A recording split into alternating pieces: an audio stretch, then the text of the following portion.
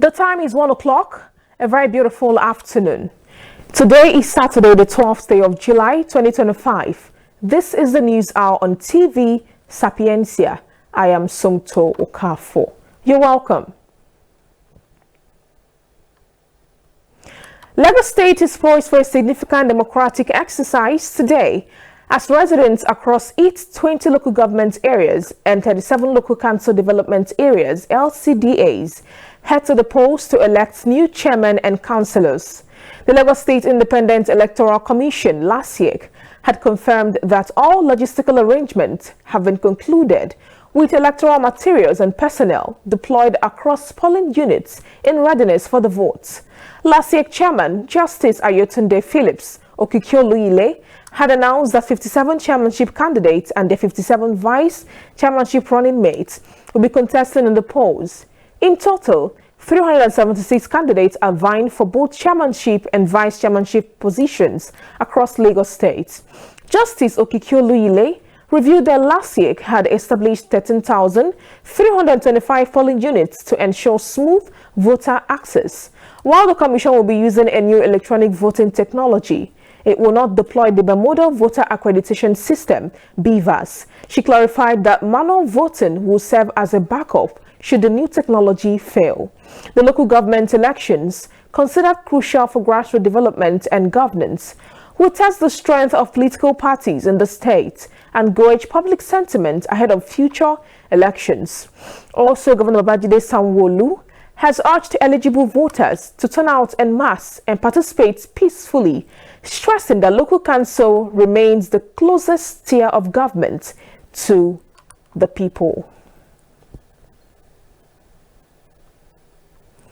Residents in floodplains across 20 states have begun relocating following a recent warning of impending floods in the state by the Nigerian Meteorological Agency, NIMET.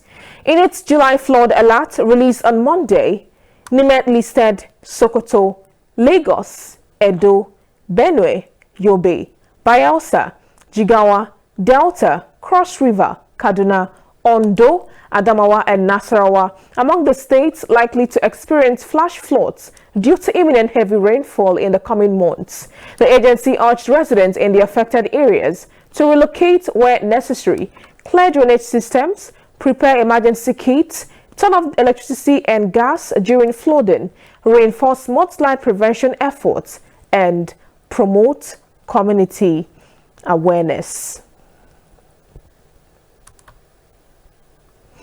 The legal team representing Senator Natasha Akpoti-Uduaghan has served the leadership of the National Assembly with a certified true copy of the Federal High Court's judgment, mandating her immediate recall to the Senate. In a strongly worded letter dated July 1, 2025, the lawyers also declared that the senator will resume her legislative duties on Tuesday, July 15, in line with the directive of the presiding judge, Justice BFM Nyako. The court judgment delivered on July 4, 2025, ruled that the senator's 6-month suspension by the Senate was unlawful, excessive, and a clear violation of her constitutional right to represent her constituents. The court held that the action contravened Section 63 of the 1999 Constitution and flouted the Senate's standing orders, which limit such suspensions to just 14 days. Acting through the law firm MJ Numa and Partners, Senator Akpoti-Uduaghan's legal team emphasized that the judgment is binding under Section 318 of the Constitution and called on the Clerk of the National Assembly to act swiftly and facilitate her return to the Red Chamber without further delay.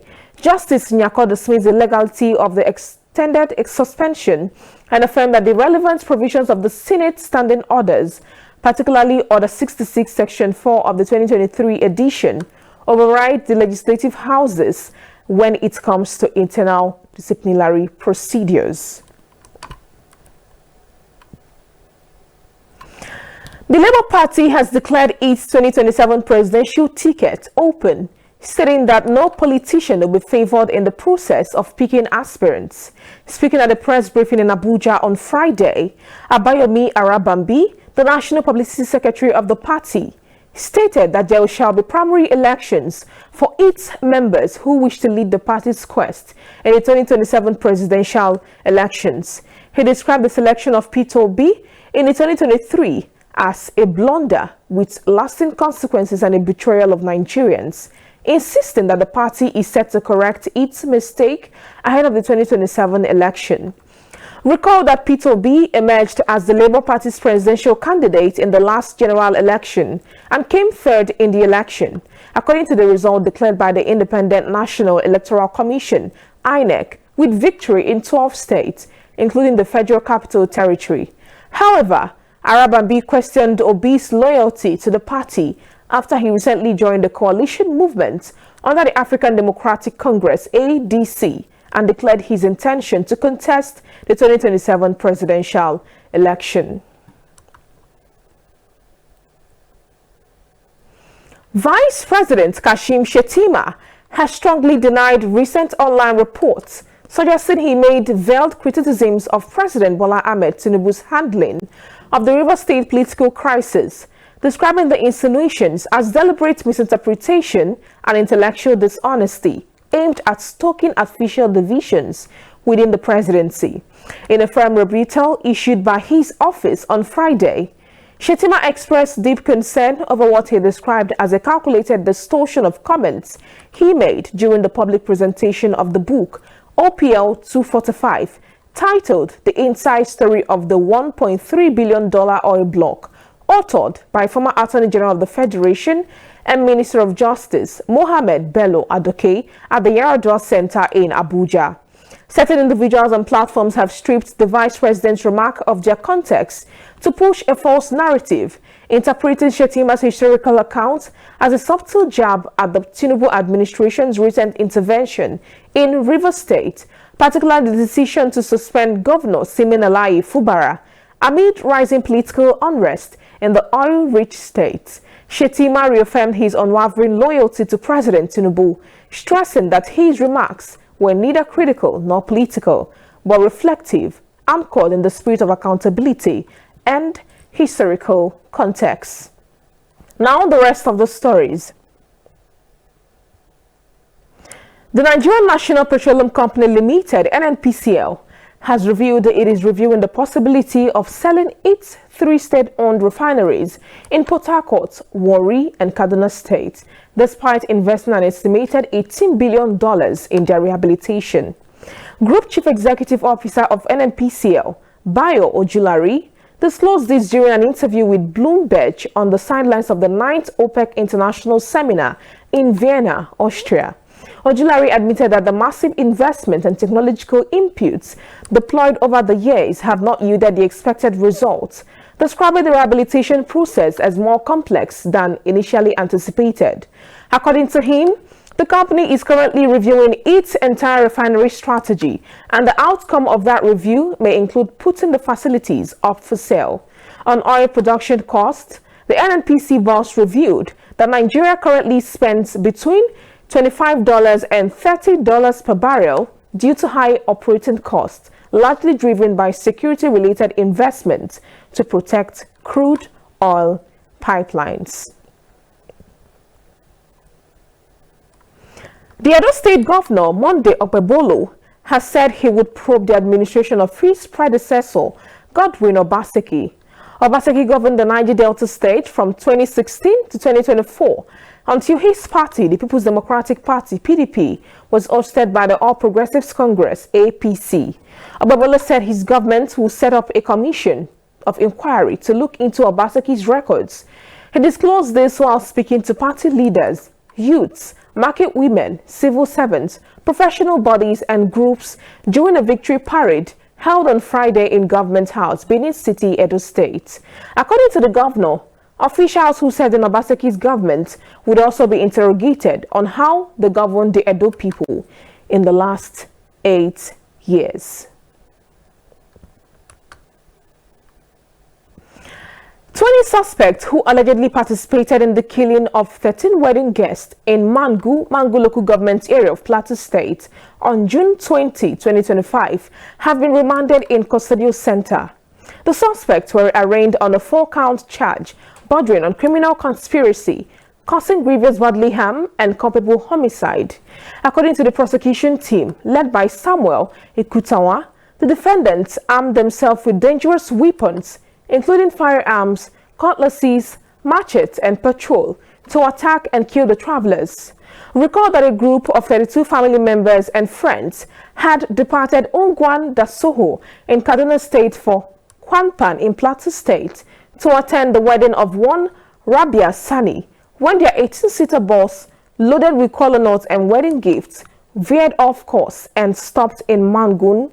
Despite informing locals that they were en route to a wedding in Jos, the travelers were reportedly attacked by hoodlums who set their vehicles ablaze, killing 13 of the guests.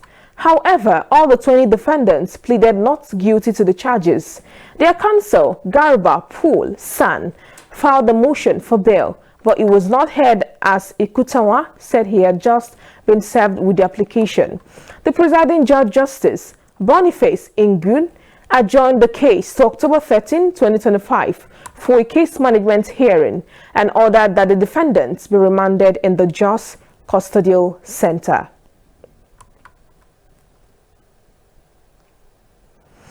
The Office of the Accountant General of the Federation, OAGF, on Friday acknowledged that June 2025 salary payments for some federal government employees across various ministries, departments and agencies, MDAs, failed due to technical network glitch during the processing of salaries at the bank.